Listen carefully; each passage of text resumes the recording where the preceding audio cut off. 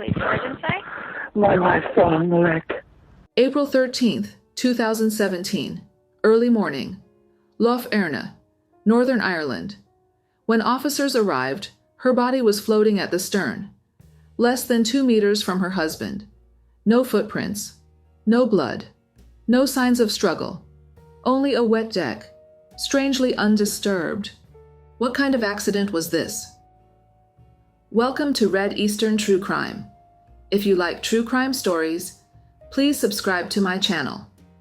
Today we uncover the truth behind the 40-minute emergency call. April 12, 2017. Lough McKinney walked down the pier, her suitcase rolling softly across the wooden boards. Ahead, her husband Stephen McKinney waited by the boat he had rented for what he called a family getaway, a 3-day Easter boat trip to celebrate their 14th wedding anniversary. Their 2 children followed close behind, full of excitement for the holiday. The plan was simple, a quiet journey across Lough Erne toward Devonish Island. But nothing about this trip would end the way it began.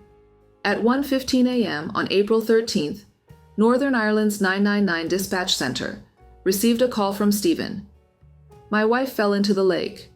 I can't see her. I jumped in to get her, but I can't see her. Please, please, someone help her. The line crackled with static, and then Stephen hung up. Moments later, he called again. This time, a male dispatcher answered and immediately alerted police, paramedics, and the Royal National Lifeboat Institution. That call lasted 40 minutes, until officers reached the scene. During the call, Stephen spoke in broken fragments, repeating himself over and over. He said his wife had fallen in about 10 minutes earlier. He claimed he jumped into the water, grabbed her coat, but she pulled him under, and he had to let go.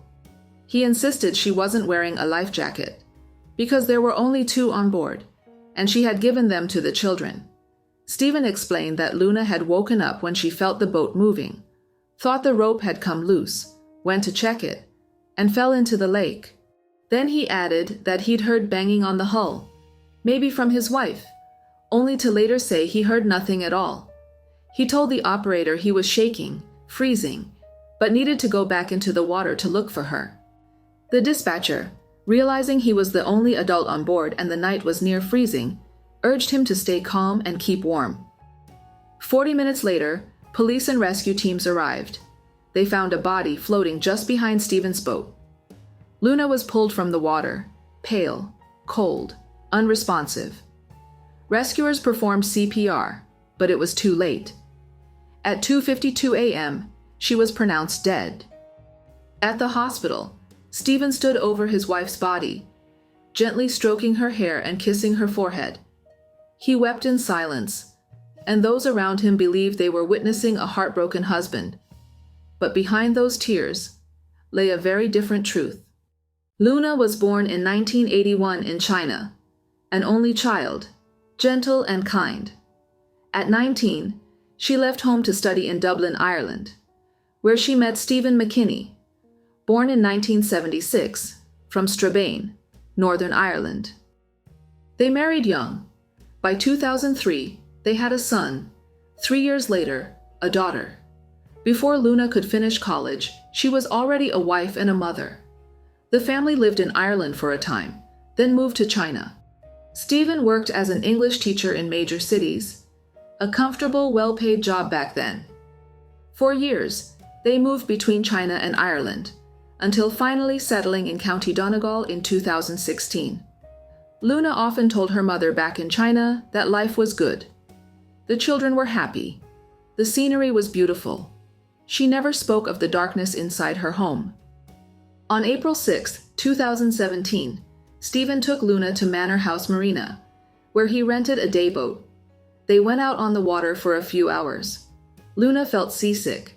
She wasn't fond of boating. Yet 5 days later, on April 11th, Stephen booked a 3-day family boat trip for April 12th to 14th, telling Lough they could celebrate their 14th anniversary on board. Early on April 12th, the McKinney family arrived at the marina. Lough sent her mother a message on WeChat. "We're vacationing by the lake. The family boarded a small motor cruiser called Nobel Cadet 2, smiling, ready for what was meant to be a peaceful Easter holiday. A staff member briefed them on safety and navigation, giving Stephen a short practical demonstration. Before they departed, the staff advised that the East Jetty of Devonish Island was the safest and most popular place to stay overnight. More boats would be moored there. Stephen took the helm and steered the boat out onto the still waters of Lough, Erne. The family toured the lake briefly, then, following the advice, moored at the East Jetty. From there, they crossed the island on foot to visit the ruins of St. Mary's Augustinian Monastery, an ancient, quiet place surrounded by water and silence. As dusk fell, the family returned to the boat and shared a light meal. The night was calm, the lake still, the air cool, a faint breeze whispering across the water. After dinner, under the moonlight, Stephen steered the cruiser slowly around Devonish Island before mooring at the West Jetty. Quieter, more remote, completely deserted that night. Stephen tied the ropes to the bollards and went back inside. The four of them played Monopoly in the cabin. Stephen and Luna had some beer, talking softly as moonlight shimmered across Lough Erne. Then the children went to bed. The couple lay down on the fold-out bed in the cabin. It should have been a calm, tender holiday night, until the 999 call shattered the silence. When police arrived by boat, Stephen stood on deck, wrapped in a red blanket, dripping wet and trembling. In the flashlight's beam, officers spotted a dark shape floating just behind the cruiser. Stephen shouted, "I can see my wife!" They hooked Luna's jacket, pulled her from the water, and began CPR on shore. Her skin was pale, her body cold and stiff. Ribs cracked under pressure.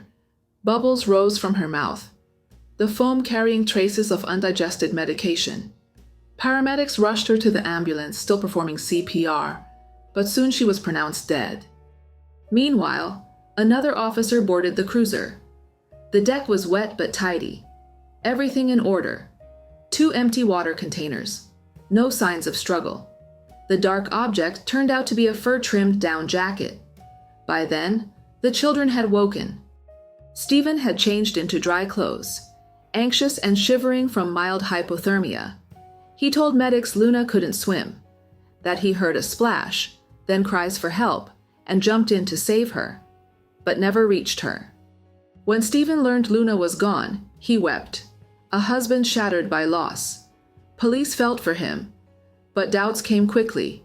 There were no signs of struggle. The moon was bright. She should have been visible in the water. A boat hook lay unused. Lifebuoys within reach. Yet Stephen had done nothing. In the 40-minute 999 call, he never once said her name. Only, "I can't see her." But when officers arrived, he spotted her body first. The autopsy told the rest. Luna's blood contained high levels of zopiclone, a strong sleeping pill. Stephen said she'd taken it for insomnia, that he'd bought it online and given her some that night, not knowing how many. But the night was calm, the lake still. With that much medication, she wouldn't have woken suddenly, and she wouldn't have gone to check any ropes. It didn't look like an accident. Stephen's story began to fall apart. He told one officer he woke when Luna got up, another that he woke when she fell. First, he claimed he saw her go into the water. Later, he said he hadn't. He told police she wasn't wearing a life jacket because she'd given the only 2 to the children. But to her family, he said she refused to wear one because it didn't look good. Boat staff later confirmed they offered more life jackets for free. Stephen had refused. During questioning, police searched his phone. There, they found a single photo of Luna, asleep, timestamp 10:30 p.m. It proved she had already fallen asleep after taking her medication. When asked why he took it, Stephen said, "Because she looked beautiful." But he hadn't taken a single other photo that day.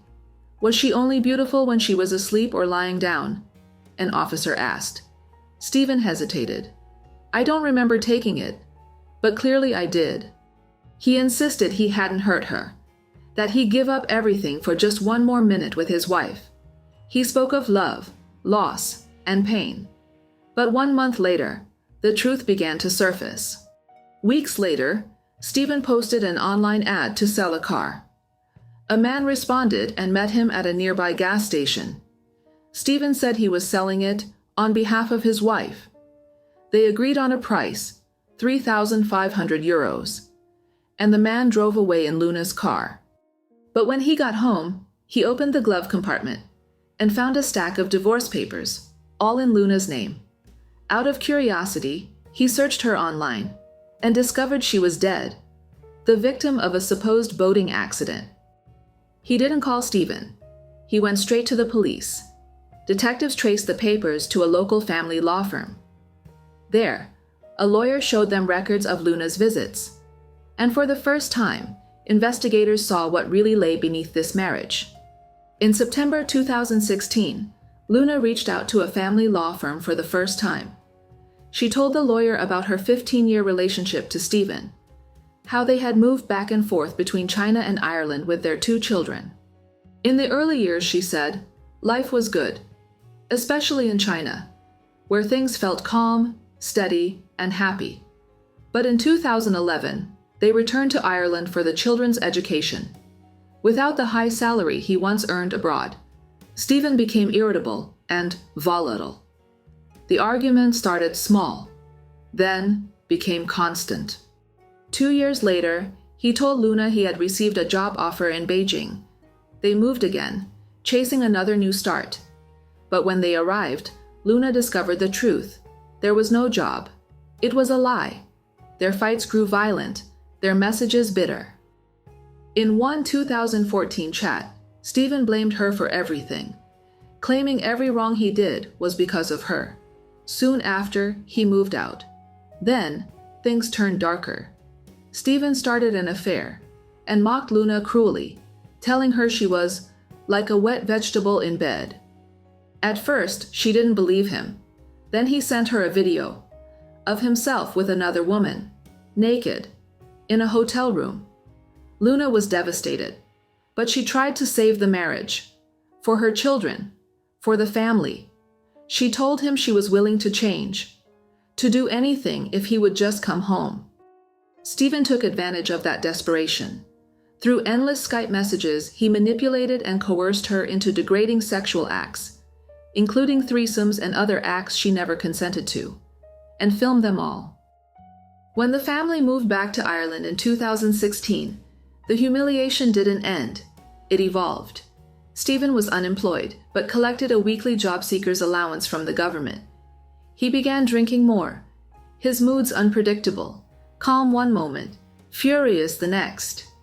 The control, the insults, the manipulation, all became worse.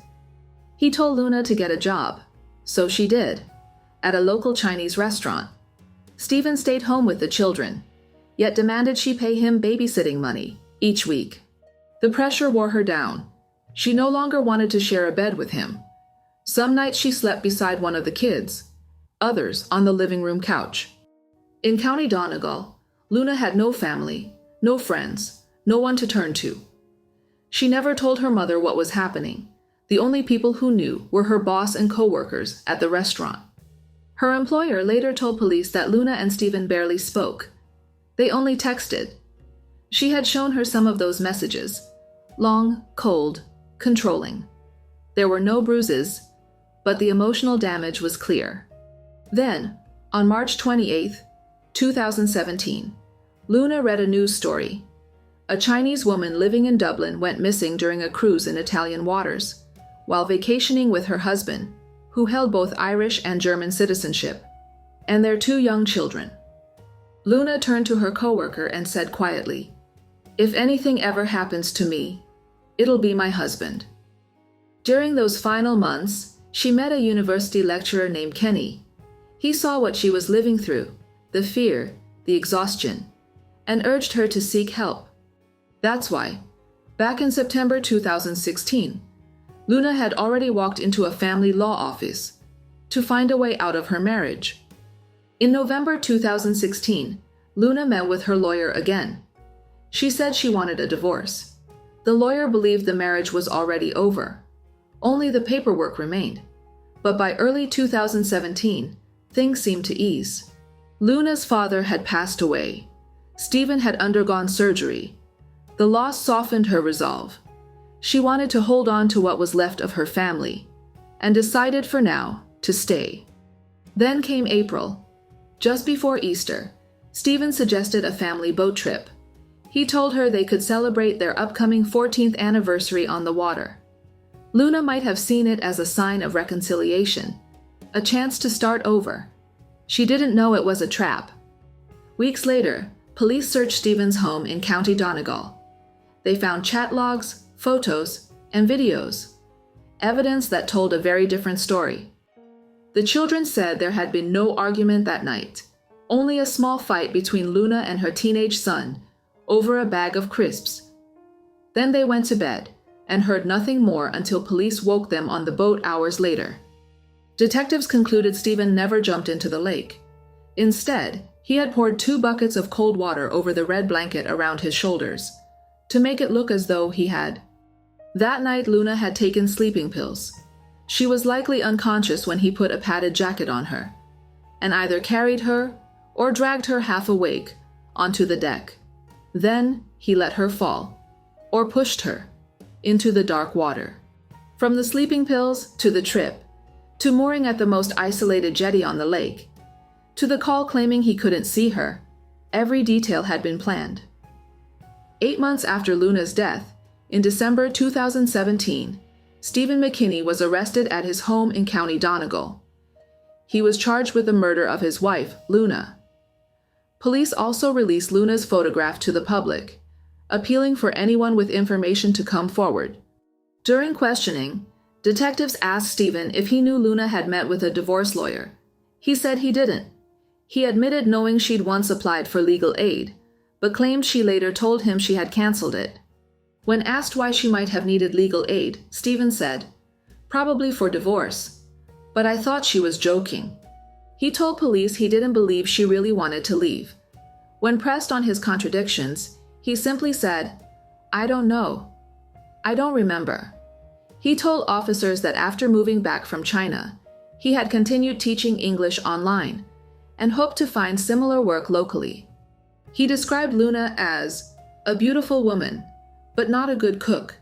He said he had let her manage the money, because in his words, "I had no sense for finances."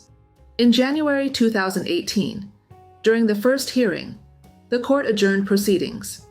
The jury would need to review an overwhelming web of circumstantial evidence. Stephen McKinney was released on bail, a personal bond of just £500. His release came with strict conditions: no contact with his 2 children, residence at a police-approved address, regular check-ins, no travel outside Northern Ireland, and the surrender of his passport. To understand the case, one detail matters. Stephen and Luna lived in County Donegal, part of the Republic of Ireland, but the crime took place on Devonish Island, Lough, Erne, in Northern Ireland, under UK jurisdiction, so the investigation fell to the Police Service of Northern Ireland, and the trial unfolded in a British court. 6 months later, Stephen was arrested again for breaching bail, then released once more under supervision.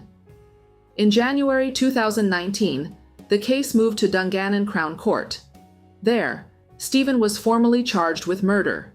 He stood before the judge and said the words, "Not guilty." Then came years of investigation, delayed by the pandemic, slowed by evidence, until finally, in July 2021, the trial began. 4 months of testimony followed. Experts, witnesses, and specialists, including Dr. Simic, who analyzed the drug Zopiclone. When the jury returned, their verdict was clear: guilty of murder. On November 25, 2021, Stephen McKinney was sentenced to life in prison, with a minimum of 20 years before parole. The court found that throughout their marriage, Stephen McKinney showed nothing but contempt for his wife, Luna. He humiliated her, controlled her, and slowly broke her down, until he finally ended her life. He had brought their 2 children onto that boat, forcing them to witness the aftermath of what he had done. He left them scarred for life, and left Luna's elderly mother to mourn her only daughter. Stephen couldn't accept disobedience. He couldn't stand the thought of Luna walking away, so he planned a boat trip, knowing she couldn't swim, and turned it into her death. This verdict became one of Northern Ireland's rare murder convictions, built entirely on circumstantial evidence. No witnesses, no DNA, no fingerprints, no confession, only patterns, inconsistencies, and truth pieced together through silence. For nearly a year, investigators reconstructed every detail, from 3D scene models and audio analysis of the 999 call, to pharmacological reports and psychological profiling, until the full picture emerged.